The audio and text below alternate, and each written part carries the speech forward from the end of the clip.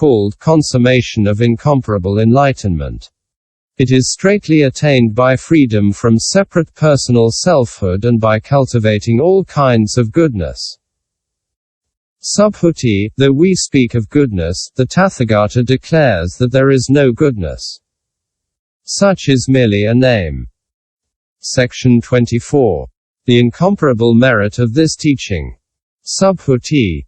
If there be one who gives away in gifts of alms a mass of the 7 treasures equal in extent to as many mighty Mount Sumerus as there would be in 3,000 galaxies of worlds. And if there be another who selects even only 4 lines from this discourse upon the perfection of transcendental wisdom, receives and retains them, and clearly expounds them to others, the merit of the latter will be so far greater than that of the former that no conceivable comparison can be made between them. Section 25. The illusion of ego. Subhuti, what do you think? Let no one say the Tathagata cherishes the idea, I must liberate all living beings. Allow no such thought, Subhuti. Wherefore? Because in reality there are no living beings to be liberated by the Tathagata. If there were living beings for the Tathagata to liberate, he would partake in the idea of selfhood, personality entity, and separate individuality. Subhuti, though the common people accept the ego as real, the Tathagata declares that ego is not different from non-ego. Subhuti, those whom the Tathagata referred to as common people are not really common people. Such is merely a name. Section 26. The body of truth has no marks. Subhuti, what do you think? May the Tathagata be perceived by the 32 marks of a great man? Subhuti answered, no, the Tathagata may not be perceived thereby. Then Buddha said, Subhuti, if the Tathagata may be perceived by such marks, any great imperial ruler is the same as the Tathagata. Subhuti then said to Buddha, World-honored one, as I understand the meaning of Buddha's words, the Tathagata may not be perceived by the 32 marks. Whereupon the world-honored one uttered this verse, Who sees me by form? Who seeks me in sound? Perverted are his footsteps upon the way, for he cannot perceive the Tathagata. Section 27. It is erroneous to affirm that all things are ever extinguished.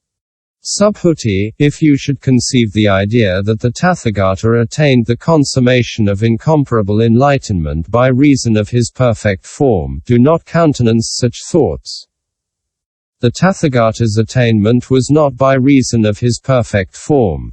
On the other hand, Subhuti, if you should conceive the idea that anyone in whom dawns the consummation of incomparable enlightenment declares that all manifest standards are ended and extinguished, do not countenance such thoughts. Wherefore? Because the man in whom the consummation of incomparable enlightenment dawns does not affirm concerning any formula that it is finally extinguished. Section 28. Attachment to rewards of merit. Subhuti.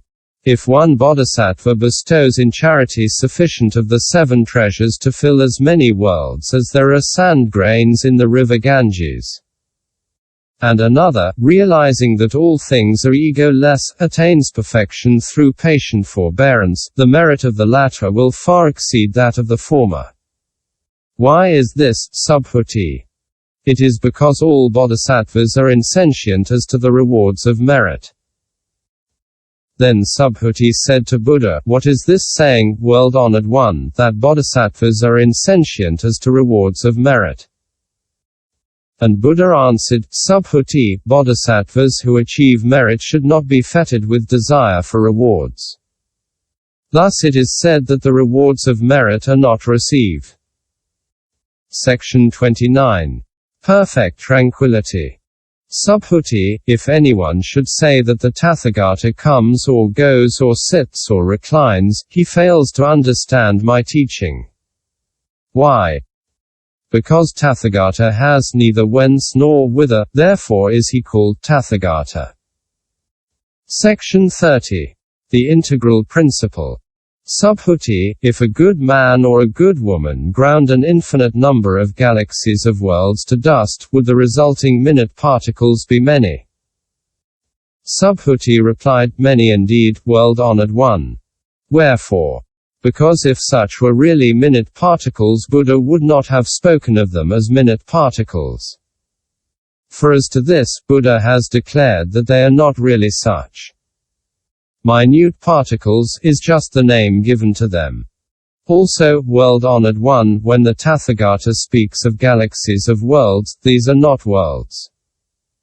For if reality could be predicated of a world, it would be a self-existent cosmos, and the Tathagata teaches that there is really no such thing. Cosmos is merely a figure of speech. Then Buddha said, Subhuti, words cannot explain the real nature of a cosmos. Only common people fettered with desire make use of this arbitrary method. Section 31. Conventional truths should be cut off. Subhuti, if anyone should say that Buddha declares any conception of the ego, do you consider he would understand my teaching correctly? No. World-honored one. Such a man would not have any sound understanding of the Tathagata's teaching. Because the world-honored one declares that notions of selfhood, personality, entity and separate individuality, as really existing, are erroneous, these terms are merely figures of speech. Thereupon Buddha said, Subhuti, those who aspire to the consummation of incomparable enlightenment should recognize and understand all varieties of things in the same way and cut off the arising of views which are mere aspects. Subhuti, as regards aspects, the Tathagata declares that in reality they are not such. They are called aspects. Section 32. The Delusion of Appearances. Subhuti. Someone might fill innumerable worlds with the 7 treasures and give all away in gifts of alms. But if any good man or any good woman awakens the thought of enlightenment and takes even only 4 lines from this discourse, reciting, using, receiving, retaining and spreading them abroad and explaining them for the benefit of others, it will be far more meritorious. Now in what manner may he explain them to others? By detachment from appearances, abiding in real truth. So I tell you, thus shall ye think of all this fleeting world. A star at dawn, a bubble in a stream. A flash of lightning in a summer cloud. A flickering lamp, a phantom and a dream. When the Buddha finished this discourse, the Venerable Subhuti, together with the bhikshus, Bhikshunis, lay brothers and sisters, and the whole realms of gods, men and titans were filled with joy by his teaching, and, taking it sincerely to heart, they went their ways. End Sutta.